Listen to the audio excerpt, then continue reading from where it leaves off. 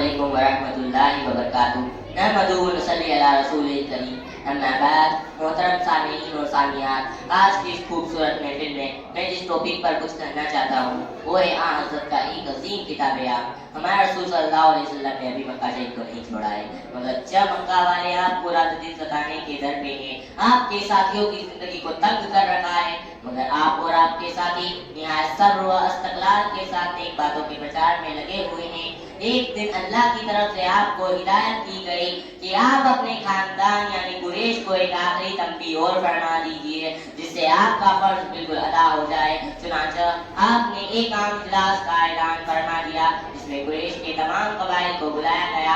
आपने अल्लाह की तारीफ के बाद यूं खिताब फरमाया, एक आबा बिन लोई के खानदान वालों, मैं तुम्हारी खैरख्वाही के लिए कह रहा हूँ कि तुम अपनी जानों को ज़ियादत से बचाने की फिक्र कर लो।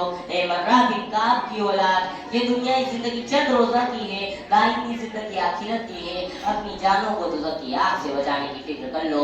ए अब्दुल हासिम के खानदान वालों, नेक अमल कर लो और अपनी नफ्सों को दोज़ख की आग से बचाओ। मैं तुम सबका भला चाहता हूँ, ऐसा ना हो कि तुम्हें बाद में पछताना पड़े। ए अब्दुल मुतल्लिब की औलाद, तुम सबका और मेरा खून का रिश्ता है, मगर खुदा के अज़ाब से मैं तुम्हारा कुछ बचाव ना कर सकूंगा, क्योंकि वहाँ हर शख्स को उसके अमलों की सजा और सजा मिलेगी। इसलिए तुम सबके लिए दोज़ख की आग से बचने की फिक्र करना बहुत ही ज्यादा जरूरी है। आखिर में आपने अपने लगते जिगर नूरे नज़र हज़रत फातिमा रज़ियल्लाहु अन्हा से ये खिताब फरमाया, हे मेरी प्यारी बेटी, तू दुनिया में मुझसे जो चाहे मांग ले, लेकिन आखिरत में मैं तेरे कुछ काम ना आ पाऊंगा, चाहे भी वहाँ पर हक तेरे ही अमलों का फल तेरे सामने आएगा।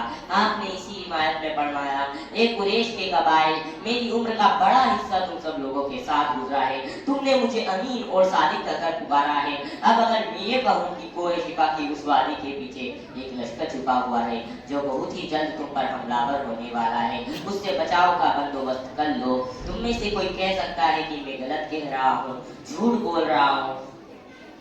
हाज़रीन की तरफ से एक आवाज बुलंद होती है, मा ज़रबना अलैका इल्ला सिद्क़न, हम सबको आपके बारे में तजुर्बा है, आप जो कहते हैं सच कहते हैं।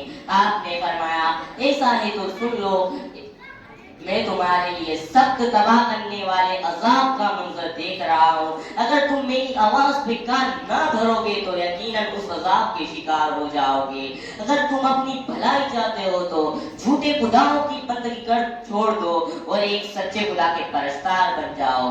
आपका मुबारक खुतबा खत्म होता है। हाज़रीन खामोश है, सब एक असर में डूबे हुए हैं, मगर एक बदनसीब शख्स जो आपका चचा भी है, जो अबू लहब कहकर पुकारा जाता है, बोलता है, ए मोहम्मद तुझ पर गारत हो, क्या तूने इसीलिए हम सबको यहाँ पर बुलाया। हाज़रीन जलसा मुख्तसर हुई। आपने भी अबू लहब के उन अल्फाजों को काबिल जवाब नहीं समझा, मगर बारे ताला को अबू लहब की इस गुस्ताखी पर बड़ा जलाल आया। वो कुरान पाक की मशहूर सूरत तब्बत यदा अबी लहब व तब उसी वक्त नाज़िल हुई और उसमें खबर दी गई कि वक्त आ रहा है कि अबू लहब खुद गारत हो जाएगा। उसके चंद दिनों के बाद जब ये बद्र का मार्का पेश आया जिसमें अबू लहब बड़ी जिल्लत के साथ मरकर दुनिया के लिए इबरत बन गया। आखिर में अल्लाह ताला से दुआ करते हैं कि वो हमें दोज़ख की आग से बचने की फिक्र अता फरमाए। आमीन या रब्बल आलमीन। वस्सलामु अलैकुम व रहमतुल्लाहि व बरकातुहू।